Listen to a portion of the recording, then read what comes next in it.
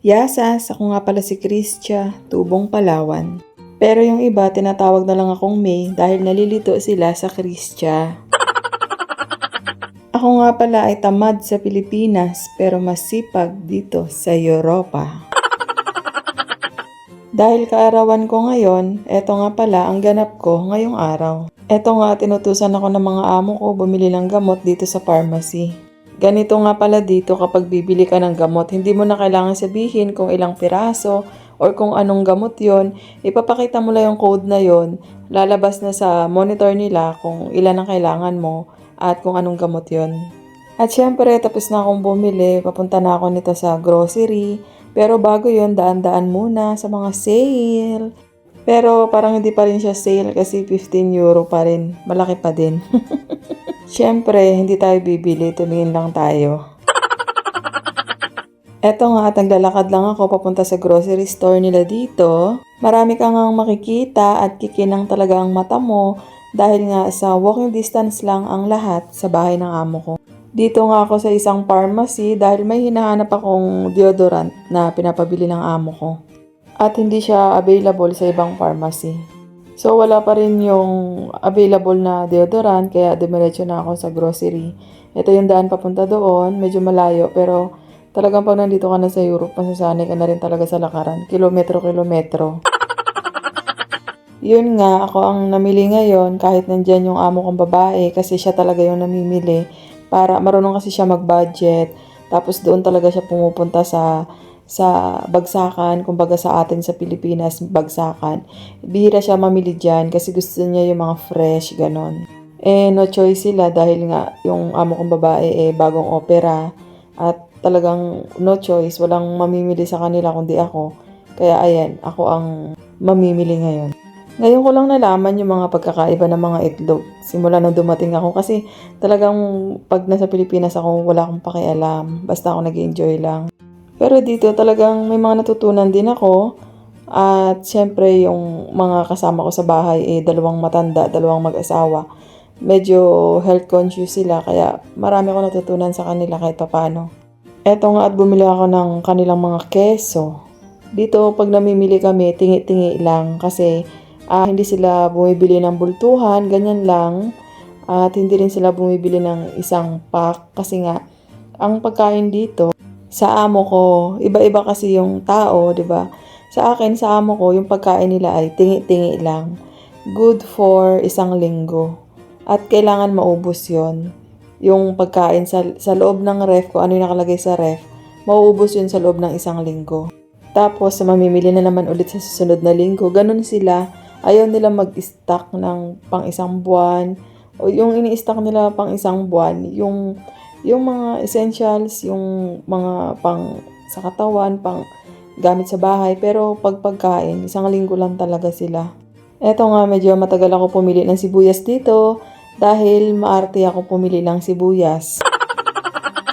Dahil pag pumili ako ng sibuyas, gusto ko yung size niya, yung isang lutuan lang.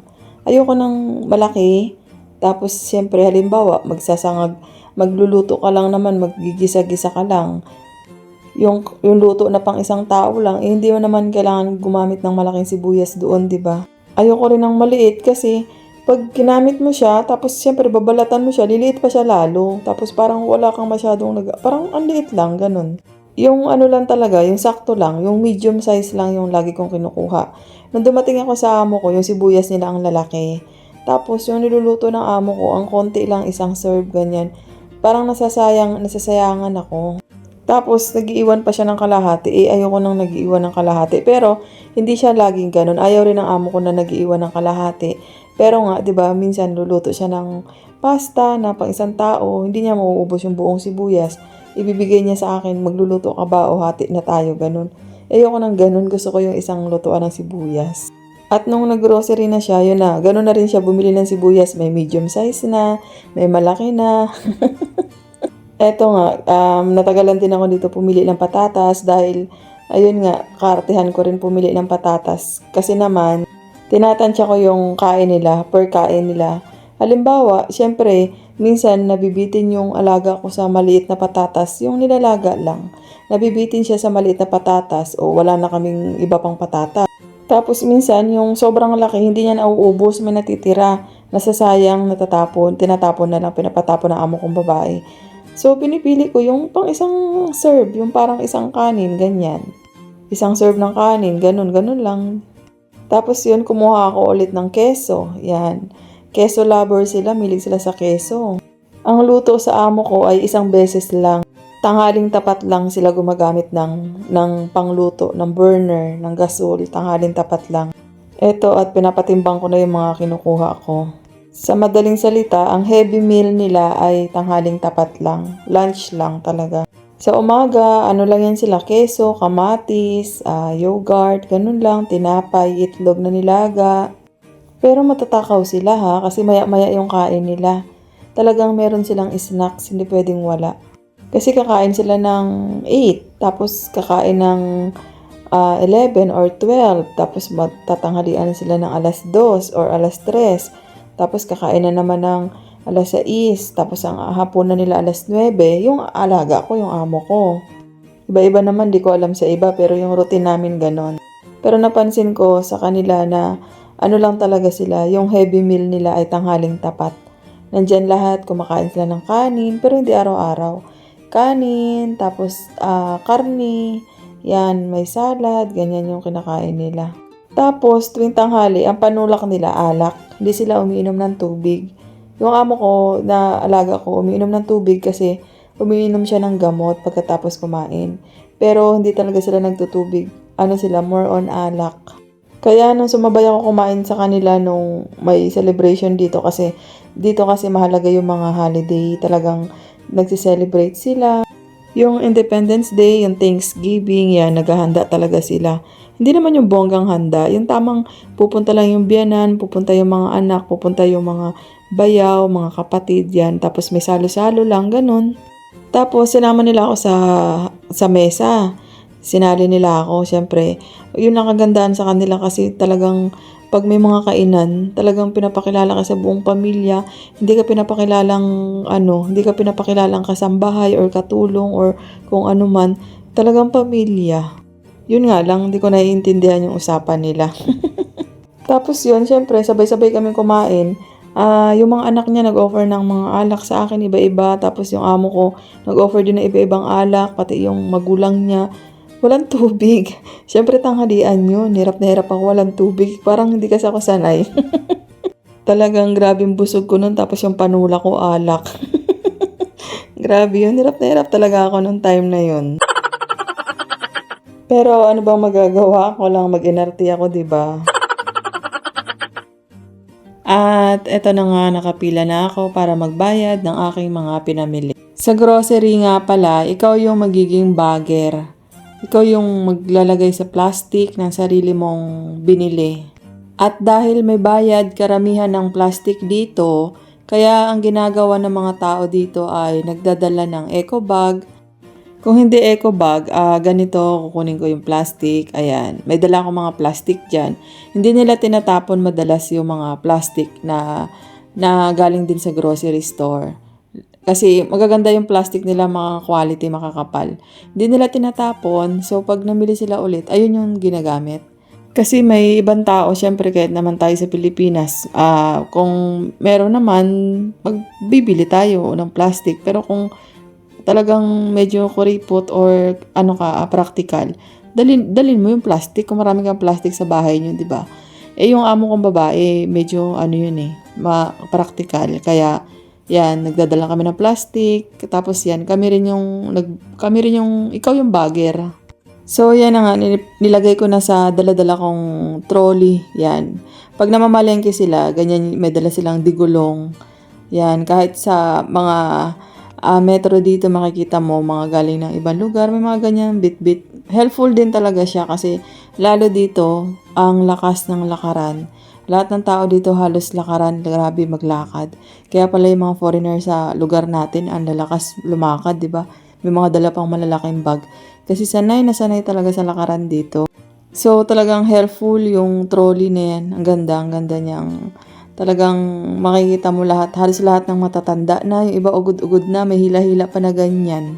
Nakakatuwa lang kasi talagang sila sa bahay nila. Alam mo yung naglalaan talaga sila sa bahay nila ng ipapamalengke, yung ipapamili, yung alam mo yung stock sa bahay nila, talaga naka-intact lang. Nami-maintain nila, ganun. Talagang, pag may nakikita ko may mga edad na ganun, na ano ako, natutuwa ako tumingin kasi nakikita ko na hindi sila pabaya sa bahay. Although, nakikita mo silang mapustura, maluho, or talagang todo forma, pero nakikita mo talaga may dala silang grocery, may dala silang talagang pang-maintain sa bahay nila. Eto na nga, eto, talagang ginugoogle maps ko lahat ng pinupuntahan ko eh. Tinuturo lang ng amo kong babae. Pero dahil nga sa hindi rin masyado sa English yung amo kong babae, kunwari na lang alam ko at ginugoogle ko na lang, kinukurom ko na lang, tinatranslate ko na lang yung word, ganon. Hindi nila alam na marunong ako mag-translate sa ano, tinuruan ako ng kasama ko. Hindi ko na sinabi yun, so yun na nga, baka kasi sabihin nila masyado na akong marami nalalaman. Kaya minsan keep quiet na lang rin ako. May mga alam ako pero tahimik lang. Parang ano lang, parang anga-anga ka lang. Parang ganun lang. Kaya syempre, minsan yung tingin sa akin ng mga amo ko. Hindi ko naman sila inaano pero mababait yung amo ko. Wala akong masabi. Pero syempre hindi natin maiwasan na yung tingin sa ating mga Pilipino ng mga puti, 'di ba? Parang tingin talaga nila sa atin yung walang alam. Yung talagang alam mo yun. Ganun ang tingin nila. Pero hindi ka naman nila dinuduro or pinapahiya or talagang inaapakan, harap-harapan. Siyempre, nararamdaman ko minsan na parang ganun yung tingin nila sa mga Pinoy, mga Pilipino, na parang mangmang or kaya minsan, kahit na gusto mo ipaglaban yung sarili mo, magmangmangan ka na lang na wala ka rin talagang alam para, wala lang. Parang ano lang ba? 'Di ba yung less talk, less mistake or parang iwas argument, iwas debate. Mahilig kasi sila makipagdebate. Nauubusan ako ng English. Kaya minsan, mas okay na hindi na lang ako magsalita. Biruin mo pati yung pag ano ng sugat kasi yung amo kong lalaki, parang tumama yung paa niya. Alam mo yung maliit lang na sugat yon, maliit lang, as in maliit lang sa atin, basic na sugat lang yun. Parang tinanong pa ako kung kaya ko ba, baka mahimatay daw ako. Pinapatanggal lang yung band-aid ha. Kristia, kaya mo ba yan? Baka hindi mo kaya, baka mahimatay ka dyan. Alam mo yung gano'n. Tapos marami pang bagay na talagang feeling nila wala tayo noon, gano'n. Tapos siyempre parang nakatikim ka na ba ng basmati rice? Natikman mo na ba? Yung mga gano'n, alam mo yun, yung talagang wala lang or minsan talagang ganun lang yung mindset ko. Yung ganun lang yung takbo ng utak ko na feeling ko. Na-underestimate lang, ganun. Eto nga, papunta ako sa bilihan ng karne. Eto. Natuwa ako dito sa bilihan nila ng karne. Akala mo coffee shop. Ang tagal kong hinanap sa Google Maps yan. As in, ang tagal kong hinanap. Hindi ako pumasok dyan. Nakita ko na yan, pero hindi ako pumasok. Kasi nga akala ko coffee shop. Tapos ang linis niya. Nung tumingin ako sa salamin, tinignan ko yung salamin ng matagal. May nakita akong mga nakasabit na mga karne. So, yun na nga, pumasok ako. Kasi yung tinuturo ng maps, yung lugar na yan, dyan na siya ayan ang araw. Pero nakikita ko, maganda siya. Sabi ko, saan dito ang bilihan ng karne? Yung iniisip ko, yung katulad sa atin sa Pilipinas, yung mga talipapa, ganon, na hindi siya nasa loob ng ganyan, nasa labas lang. Hindi pala. So, ito na nga, bumalik na ako sa bahay ng amo ko. Ganyan yung ginagawa ko lagi. Pag nandun kami sa Marusi, yan, pag nandyan kami sa bahay nila sa Athens. Pag nag-grocery yung amo kong babae, yan. Ganun kataas na hagdan yung inaakit ko, binubuhat ko lahat ng pinapamili niya. Case na mineral, na mga alak, na mga binubuhat ko yun. Pagkain ng aso, yung isang sako, ganun. Pero binabangga ako sa hagdan. Hindi ko talaga totally binubuhat kasi hindi ko rin kaya magbuhat ng ganyan. Mamaya talagang bumigay yung katawan ko, di ba? Iniingatan ko rin yung sarili ko. Pero syempre, hindi ko naiingatan yung sarili ko dito sa mga pagkain. Eto nga, hindi pa ako nagbihis dahil nagkagulo-gulo pa dyan sa bahay na yan. Kasi yung alaga kong lalaki, kapag nakikita ako niyan lagi, maya-maya ako tinatawag, maya-maya maipapagawa, maya-maya magpapatimpla, magpapagawa ng merienda, ganyan siya. Siyempre, dahil nag-grocery nga ako, kailangan ko pang ayusin yung pinamili ko. Alangang yung amo kong babae ang gagawa nun. Tapos, siyempre, nagkwentahan pa kami ng mga pinamili, mga bariya niya, ganun. At nakita ko ng lalaki, tinawag ako, pinagawa ko ng merienda. Tapos, siyempre may ginagawa ako sa kusina noon, yung pumunta doon yung babae.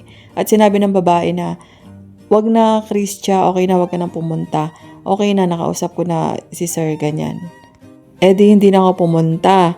Ngayon, nagwala-wala yung amo kong lalaki. Sabi niya, kanina pa kita tinatawag, ba't hindi ka lumalapit, ganyan. Tapos sabi ko, akala ko okay na kasi sabi ni ma'am, okay na. Kaya hindi na ako pumunta. Tapos, yun na nga, nagsigaw-sigaw na siya. Sinigawan niya ako, sinabi niya, sino ba yung priority ko? Yung ma'am ko daw ba o siya? Or yung bahay, yung gawaing bahay? Sino daw ba ang priority ko? Sinigawan niya ako, tapos nainis ako, sabi ko, hindi ko alam. Hindi ko alam kung sino priority ko, sabi ko, kasi hindi ko naman alam na pupunta ako dito na ganito pala yung trabaho ko dahil yung kontrata ko iba, sabi ko. Tapos sabi niya sa akin, are you angry? Sabi niya sa akin. Sabi niya, why are you shouting me? Sabi niya sa akin. Ako pa yung nabaliktad, visit. Eh kasi malalakas yan sila magsalita. Talagang para silang malakas sila magsalita, ang lalakas ang boses. Ang salita nila pasigaw. Kaya talagang feeling mo, kung sensitive ka, talagang iiyak ka lagi. As in, literal. Kung sensitive ka, mabuti ako, nasanay na ako. Na-train. Kumbaga pa, sanay na ako sa tatay ko pa lang. Yung tatay ko, pag nagsalita sa bahay namin, dagungdung.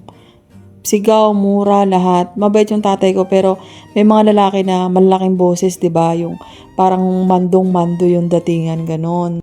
Ganon yung tatay ko sa bahay namin, para kaming ginawang mga sundalo. So, ganon, nasanay ako, train ako. Bukod doon, nasanay din ako sa iba kong mga naging alaga na ganon. Talagang yung pasensya ko sobrang haba sa ganyang bagay. At yun nga, sinabi niya, why are you shouting me? Tapos sinabi ko, I'm not shouting you, I'm explaining. Malakas din kasi yung boses ko. Talagang nainis din ako kasi nga pagod ako, 'di ba? Hinila ko pa yung mga pinamili ko. Ang dami kong pinamili, ang dami kong pinuntahan, nilakad ko pa ang layo. Pagod ako, tapos pagdating ko mag-aaway, magkakagulo pa dahil nga lang doon sa akala ko okay na, hindi pala, 'di ba? Talagang hindi ako nakaupo. Talagang nagkagulo doon, sigaw-sigaw, nagwala-wala talaga siya. Lakas ang boses niya, ganon. So, tinaasan ko rin siya ng boses. Tapos, tatanungin niya ako kung sinong priority ko. Eh, sabi ko, hindi ko alam kung sinong priority ko. Kasi nga, kaliwat kanan yung utos. Eh, hindi naman ako nagreklamo, pero gusto ko ng pahinga, char. So, sa inis ko, sa sama ng loob ko, dahil nga gusto ko matapos lahat ng trabaho ko at gusto ko magpahinga dahil nainis nga ako. Gusto ko magpahinga kasi pagtapos na ako sa lahat, papahinga na ako. Ayun, walang bihis-bihis, nakapagsampay ako, nakapaglaba ako, at kumain pa ako. At syempre, dito sumarap yung pakiramdam ko nung kinantahan na nila ako. I love you, babies! Hanggang dito na lang.